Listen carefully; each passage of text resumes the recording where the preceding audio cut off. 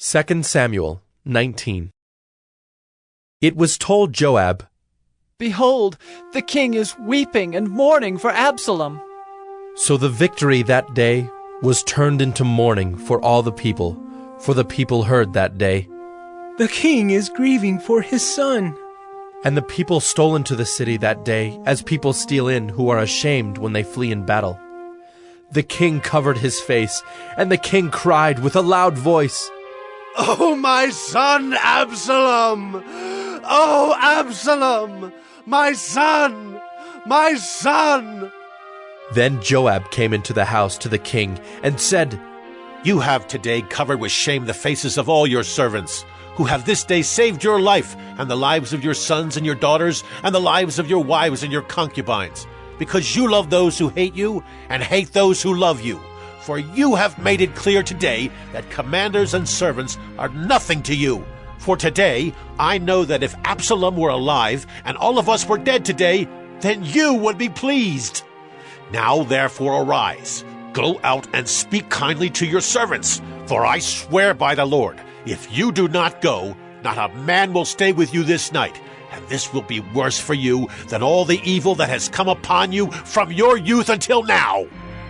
Then the king arose and took his seat in the gate, and the people were all told, "Behold, the king is sitting in the gate." and all the people came before the king. Now Israel had fled, every man to his own home. And all the people were arguing throughout all the tribes of Israel, saying, "The king delivered us from the hand of our enemies, and saved us from the hand of the Philistines. And now he has fled out of the land from Absalom. But Absalom, whom we anointed over us, is dead in battle. Now, therefore, why do you say nothing about bringing the king back?" And King David sent this message to Zadok and Abiathar the priests. "Say to the elders of Judah, why should you be the last to bring the king back to his house, when the word of all Israel has come to the king? You are my brothers, you are my bone and my flesh. Why then should you be the last to bring back the king? And say to Amasa, are you not my bone and my flesh? God do so to me and more also, if you are not commander of my army from now on in place of Joab." And he swayed the heart of all the men of Judah as one man, so that they sent word to the king, "Return, both you and all your servants." So the king came back to the Jordan, and Judah came to Gilgal to meet the king and to bring the king over the Jordan. And Shimei, the son of Gera the Benjaminite from Bahurim, hurried to come down with the men of Judah to meet King David. And with him were 1,000 men from Benjamin. And Ziba the servant of the house of Saul, with his 15 sons and his 20 servants, rushed down to the Jordan before the king, and they crossed the ford to bring over the king's household and to do his pleasure. And Shimei the son of Gera fell down before the king as he was about to cross the Jordan, and said to the king, "Let not my lord hold me guilty, or remember how your servant did wrong on the day my lord the king left Jerusalem. Do not let the king take it to heart, for your servant knows that I have sinned. Therefore, behold, I have come this day, the first of all the house of Joseph, to come down to meet my lord the king." Abishai the son of Zeruiah answered, "Shall not Shimei be put to death for this, because he cursed the Lord's anointed?"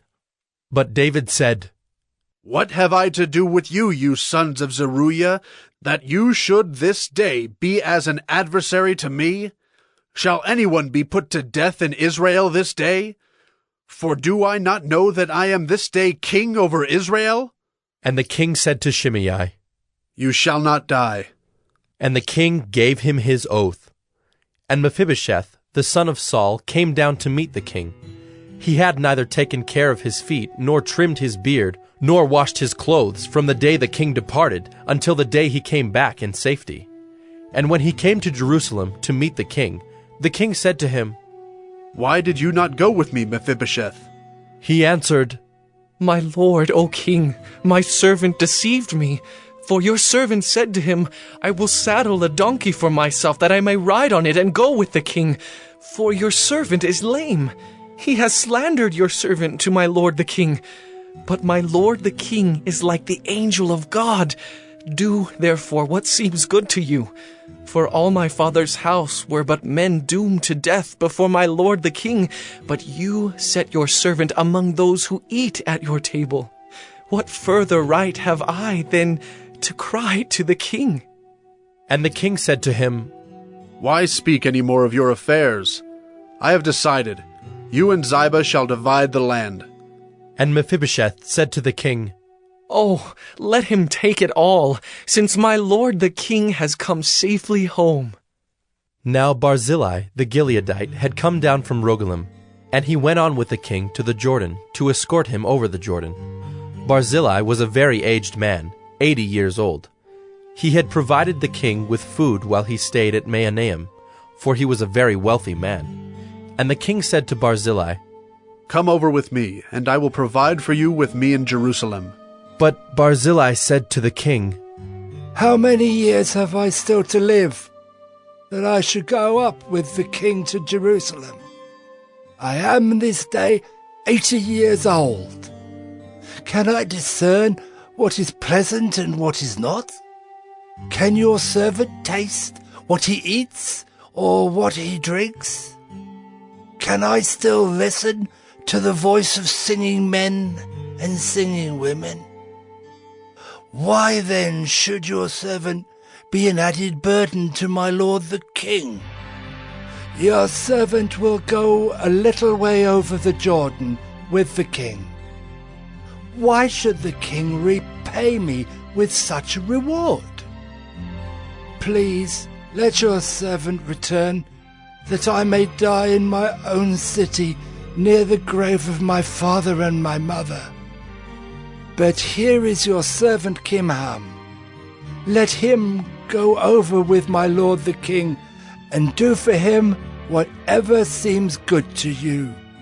And the king answered, "Kimham shall go over with me, and I will do for him whatever seems good to you. And all that you desire of me I will do for you." Then all the people went over the Jordan, and the king went over. And the king kissed Barzillai and blessed him, and he returned to his own home. The king went on to Gilgal, and Kimham went on with him. All the people of Judah, and also half the people of Israel, brought the king on his way. Then all the men of Israel came to the king, and said to the king, Why have our brothers, the men of Judah, stolen you away, and brought the king and his household over the Jordan, and all David's men with him? All the men of Judah answered the men of Israel, Because the king is our close relative.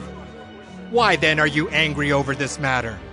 Have we eaten at all at the king's expense? Or has he given us any gift? And the men of Israel answered the men of Judah, We have 10 shares in the king, and in David also we have more than you. Why then did you despise us? Were we not the first to speak of bringing back our king? But the words of the men of Judah were fiercer than the words of the men of Israel. 2 Samuel 20. Now there happened to be there a worthless man, whose name was Sheba, the son of Bichri, a Benjaminite. And he blew the trumpet and said, We have no portion in David, and we have no inheritance in the son of Jesse.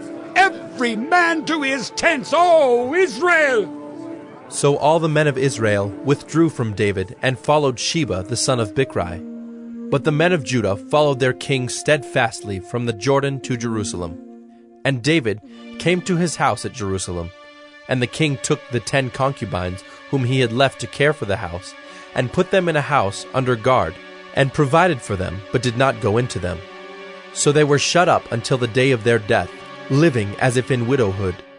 Then the king said to Amasa, Call the men of Judah together to me within 3 days, and be here yourself. So Amasa went to summon Judah, but he delayed beyond the set time that had been appointed him. And David said to Abishai, Now Sheba, the son of Bichri, will do us more harm than Absalom. Take your lord's servants and pursue him, lest he get himself to fortified cities and escape from us.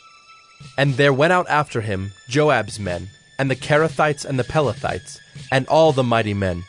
They went out from Jerusalem to pursue Sheba the son of Bichri. When they were at the great stone that is in Gibeon, Amasa came to meet them. Now Joab was wearing a soldier's garment, and over it was a belt with a sword in its sheath, fastened on his thigh. And as he went forward, it fell out. And Joab said to Amasa, "Is it well with you, my brother?" And Joab took Amasa by the beard with his right hand to kiss him. But Amasa did not observe the sword that was in Joab's hand. So Joab struck him with it in the stomach, and spilled his entrails to the ground without striking a second blow, and he died. Then Joab and Abishai his brother pursued Sheba the son of Bichri. And one of Joab's young men took his stand by Amasa and said, "Whoever favors Joab, and whoever is for David, let him follow Joab."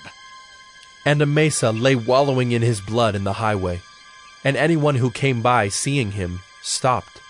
And when the man saw that all the people stopped, he carried Amasa out of the highway into the field and threw a garment over him. When he was taken out of the highway, all the people went on after Joab to pursue Sheba the son of Bichri. And Sheba passed through all the tribes of Israel to Abel of Beth-maachah, and all the Bichrites assembled and followed him in. And all the men who were with Joab came and besieged him in Abel of Beth-maachah. They cast up a mound against the city, and it stood against the rampart, and they were battering the wall to throw it down. Then a wise woman called from the city, "Listen! Listen! Tell Joab, come here, that I may speak to you." And he came near her, and the woman said, "Are you Joab?" He answered, "I am." Then she said to him, "Listen to the words of your servant." And he answered, "I am listening." Then she said, "They used to say in former times, 'Let them but ask counsel at Abel.' And so they settled a matter. I am one of those who are peaceable and faithful in Israel. You seek to destroy a city that is a mother in Israel. Why will you swallow up the heritage of the Lord?" Joab answered, "Far be it from me, far be it that I should swallow up or destroy. That is not true. But a man of the hill country of Ephraim, called Sheba the son of Bichri, has lifted up his hand against King David. Give up him alone, and I will withdraw from the city." And the woman said to Joab, "Behold, his head shall be thrown to you over the wall." Then the woman went to all the people in her wisdom, and they cut off the head of Sheba the son of Bichri, and threw it out to Joab. So he blew the trumpet, and they dispersed from the city, every man to his home. And Joab returned to Jerusalem to the king.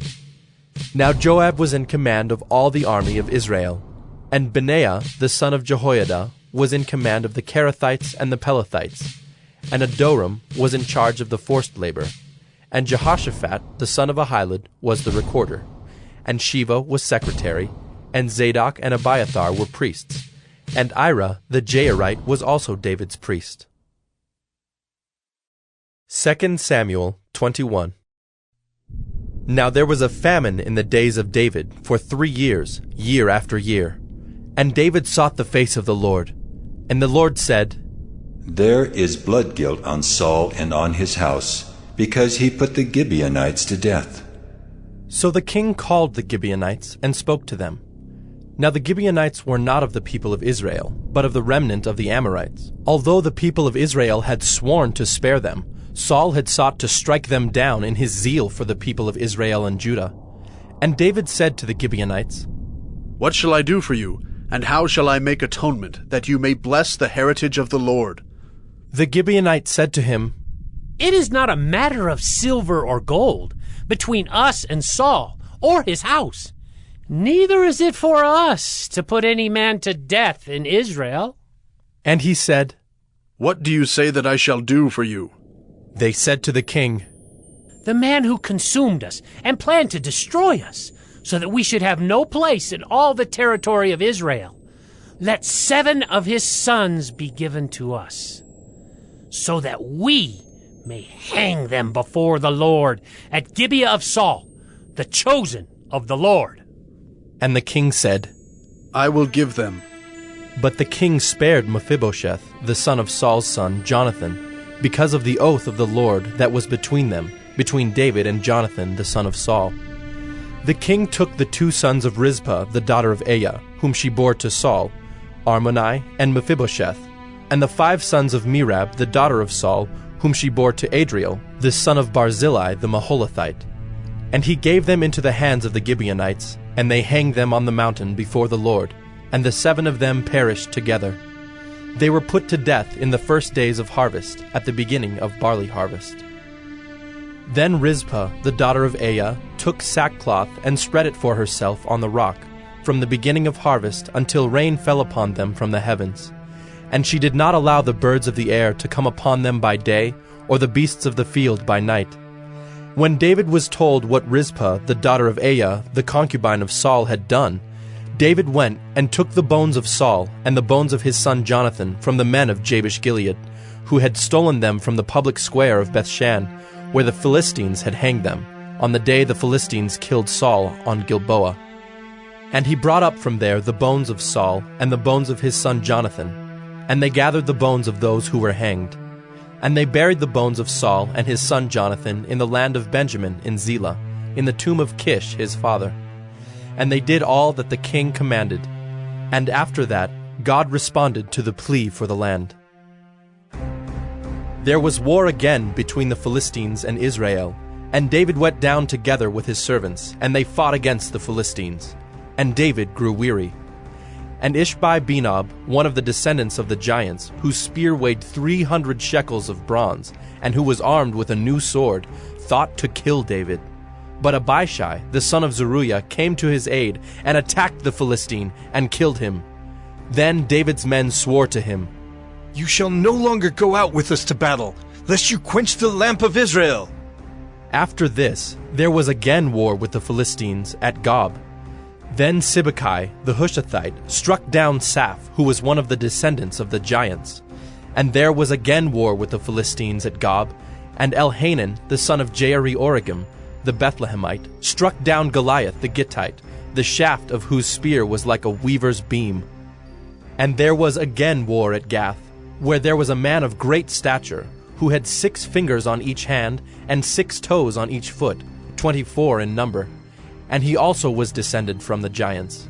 And when he taunted Israel, Jonathan the son of Shimei, David's brother, struck him down. These 4 were descended from the giants in Gath, and they fell by the hand of David and by the hand of his servants.